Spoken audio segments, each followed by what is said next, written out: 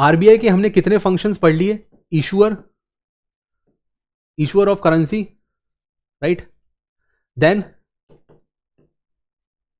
Banker to government.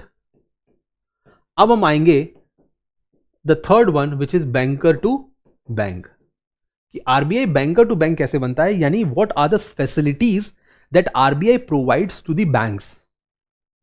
ठीक है, यहां पर जितने भी बैंक्स हैं, types of banks we are not going to study, अभी हम टाइप्स ऑफ बैंक्स नहीं पढ़ेंगे, वो हम कल की क्लास में पढ़ेंगे, राइट।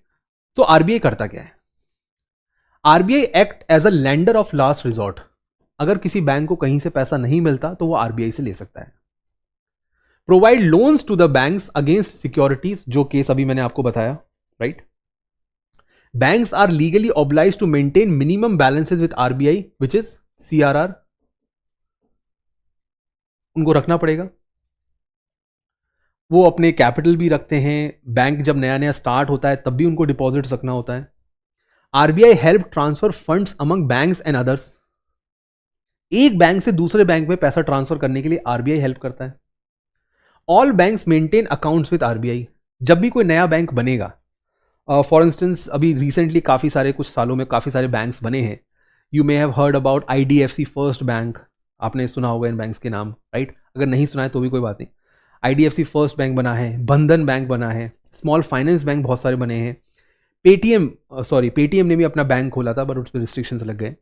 एयरटेल पेमेंट बैंक आपने सुना होगा, इंडिया पोस्ट पेमेंट बैंक सुना होगा, सो मल्टीपल बैंक्स खुल गए हैं इंडिया में। Now as a result of these multiple banks, what happened that all of them are required to keep a kind of accounts with RBI, ताकि RBI उस transactions कर सके।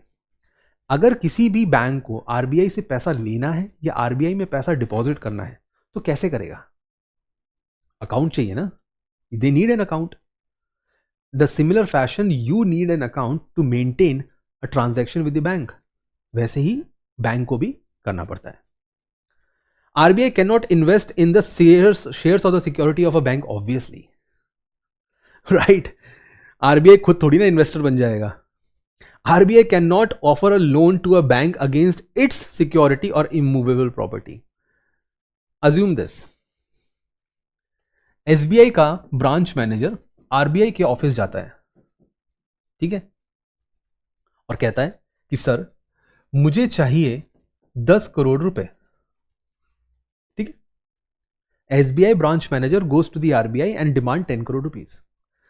आरबीआई कहता है कैसे, क्या दोगे, right, what will you offer, do you have government securities?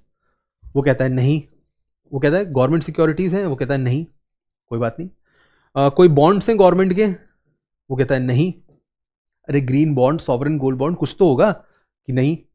अरे यार चलो कोई बात नहीं। फॉरेन एक्सचेंज है? वो कहता है नहीं। अरे तो फिर क्या है तुम्हारे पास टू ऑफर? भाई लोन ऐसे थोड़ी ना मिल जाएगा, बस आए और लोन लेके चले गए, राइट। वो कहता है सर देख लो यार कुछ कर लो। सर मेरे पास ब्रांच के पेपर्स हैं। ब्रांच के papers?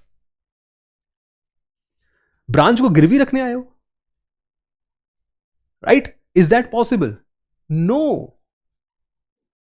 RBI is central bank, RBI is not a commercial bank जो होम लोन दे रहा है, ब्रांच लोन दे दिया। जैसे in the case of home loan, आप क्या होता है, आप होम लोन कैसे मिलेगा आपको? होम लोन के आपको आपकी प्रॉपर्टी के पेपर्स बैंक को देने पड़ते हैं, फिर आपको लोन मिलता है। Similarly if you buy a car loan, तो कार की जो रजिस्ट्रेशन सर्टिफिकेट होता है that is kept with the bank. यहां पर आप कोलेट्रल क्या दे रहे हो? कुछ नहीं, property. Banks can not offer property, immovable property to RBI to own money और टू गेट द मनी, ऐसा नहीं हो सकता, ठीक है। इसीलिए यहां पर ये लिखा हुआ है, लास्ट लाइन, ये डिस्क्लेमर है, तो आपको ध्यान रखना चाहिए कि आरबीआई जो है वो कभी भी एसबीआई के शेयर्स नहीं खरीदेगा। एक्चुअली आरबीआई किसी के भी शेयर्स नहीं खरीदेगा, ठीक है। अगर आरबीआई को कुछ खरीदना होगा तो उसके पास और बहुत सारे ऑप्शंस हैं, राइट।